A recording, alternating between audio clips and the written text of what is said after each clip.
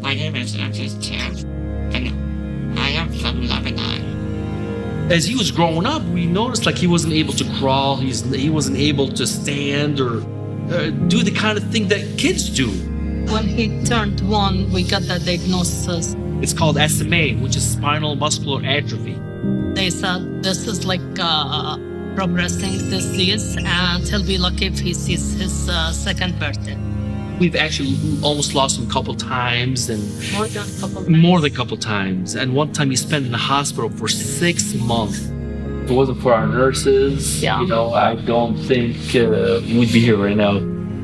There are a lot of medical needs that Lucas has. First and foremost, that's why we're here.